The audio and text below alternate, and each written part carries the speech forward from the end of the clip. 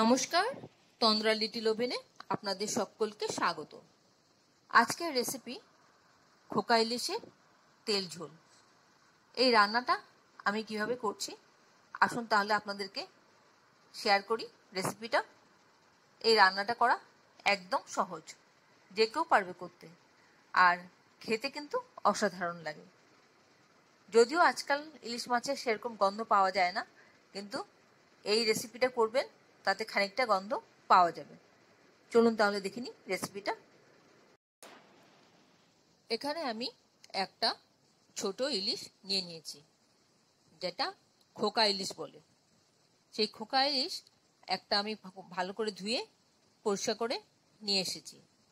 এবার এর মধ্যে একটু নুন আর একটু হলুদ গুঁড়ো দিয়ে ভালো করে মাখিয়ে নেব। ভালো করে মাখিয়ে আমি 10 মিনিট রেস্টে রাখবো ম্যারিনেশনের জন্য। 10 মিনিট ম্যারিনেশন হয়ে গেলে পর আমি তারপর রান্নায় যাব। গায়ে হলুদটা আর নুনটা ভালো করে মাখিয়ে নিচ্ছি। এই রান্নার মধ্যে আর যা যা লাগবে সেগুলো হলো বেগুন এখানে কেটে নিয়েছি সরু সরু করে, আর পেঁয়াজ লাগবে, পেঁয়াজের অর্ধেকখানা হলেই হয়ে যাবে, আমি অর্ধেকখানা নিয়েছি, আর কাঁচা লঙ্কা নিয়েছি। আর এছাড়া যা যা লাগবে সেগুলো আমি ধীরে ধীরে বলবো। রসুন নিয়েছি। প্রথমে আমি একটা মিক্সিং জার নিয়ে নিলাম, তার মধ্যে আমি রসুন দিয়ে দিলাম 3 কোয়া মতন, কাঁচা লঙ্কা একটা দিয়ে দিলাম, আর ওই আধখানা পেঁয়াজ কুচি করে দিয়ে দেব। দিয়ে সামান্য একটু জল দেব, দিয়ে একটা ফাইন পেস্ট তৈরি করে নিয়ে আসব।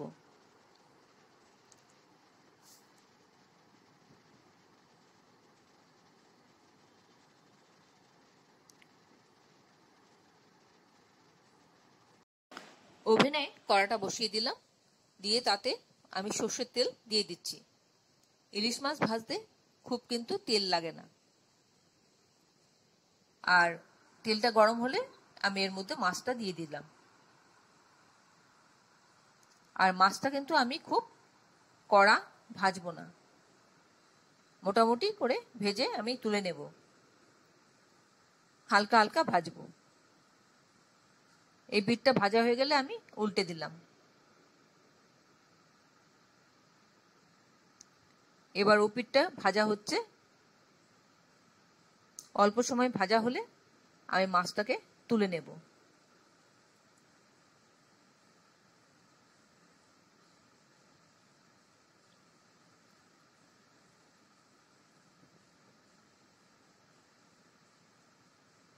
এবার এই তেলেই আমি এর মধ্যে দিয়ে দেব কালো জিরে ফোড়ন 1/2 টিস্পুন, আর দেব 2 কাঁচা লঙ্কা। কাঁচা লঙ্কাটা ঝালটা বেরোবে আর ফ্লেভারটাও বেরোবে। এবার এর মধ্যে পেঁয়াজ রসুনের বাটাটা দিয়ে দিলাম। এরপর এর মধ্যে একে একে নুন দেব, হলুদ গুঁড়ো দেব, জিরে গুঁড়ো দেব, সব ধীরে ধীরে আমি এক এক করে দিয়ে যাব। আপনারা এই মুহূর্তে কে কোথা থেকে আমার এই রেসিপিটা দেখছেন প্লিজ একটু কমেন্ট বক্সে কমেন্ট করবেন, আমার তাহলে খুব ভালো লাগবে। আর নতুন কোনো বন্ধু প্রথমবার আমার চ্যানেলটাকে দেখে থাকলে আপনাকে একটা বিগ হাগ জানাচ্ছি। চ্যানেলটাকে সাবস্ক্রাইব করে নেওয়ার জন্য অনুরোধ রইল, পাশে বেল আইকনটা অ্যাক্টিভেট করে নেবেন, যাতে পরবর্তী আমার সমস্ত রেসিপির নোটিফিকেশন সবার আগে আপনার কাছে এসে পৌঁছয়। আর আপনি যদি ফেসবুক থেকে দেখে থাকেন তাহলে ফলো অপশনটা ক্লিক করবেন আর একটা লাইক দেবেন, তাহলে আপনি আমার সাথে জুড়ে যাবেন। আপনি আমার সাথে জুড়ে গেলে আমার সমস্ত রেসিপির নোটিফিকেশন সবার আগে আপনার কাছে এসে পৌঁছবে। আমি দিলাম এর মধ্যে নুন দিলাম, হলুদ গুঁড়ো দিলাম, তারপর দিলাম জিরে গুঁড়ো, ধনে গুঁড়ো, সবগুলো একসাথে দিয়ে একটু মিশিয়ে নিলাম। তারপর দিলাম বেগুনের টুকরোগুলো। বেগুনের টুকরোগুলি দিয়ে এবার ভালো করে মিশিয়ে একটু সময় ঢেকে দেব 1 মিনিটের জন্য। বেগুন খুব নরম জিনিস, চটপট নরম হয়ে যাবে। 1 মিনিট বাদে আমি ফিরে আসছি। 1 মিনিট বাদে ফিরে আমি ঢাকা খুলে দেখছি বেগুনটা অনেকটা নরম হয়ে গেছে। এবার একটু ভাজা ভাজা মতন করে নিচ্ছি।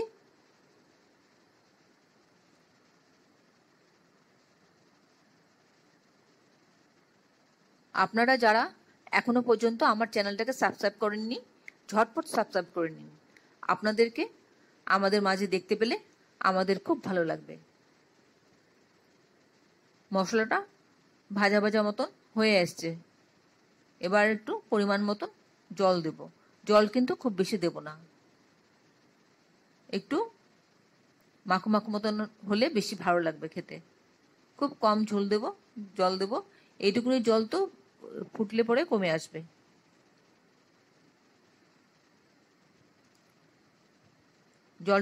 ঝোলটা একটু ফুটুক।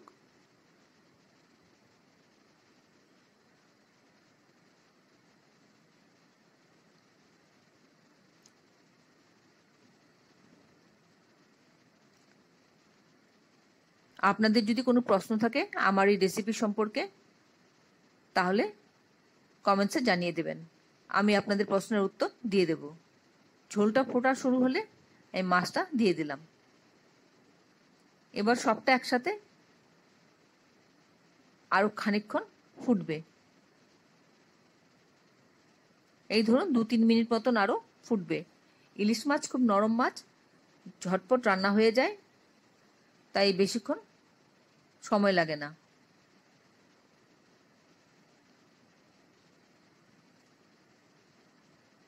আশা করি আপনাদের আমার এই রেসিপিটা ভালো লাগছে।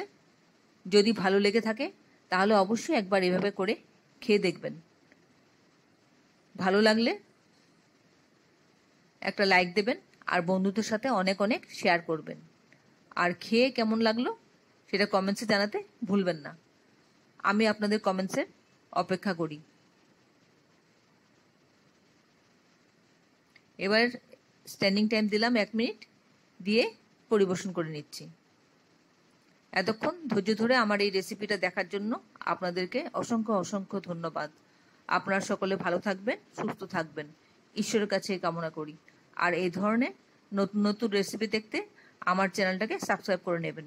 পাশে বেল আইকনটা অ্যাক্টিভেট করে নেবেন, যাতে পরবর্তী আমার সমস্ত রেসিপির নোটিফিকেশন সবার আগে আপনার কাছে এসে পৌঁছয়।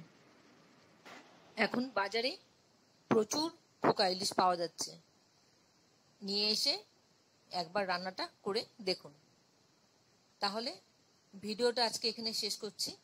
আবার দেখা হবে পরবর্তী রেসিপিতে। ভালো থাকবেন সবাই। নমস্কার।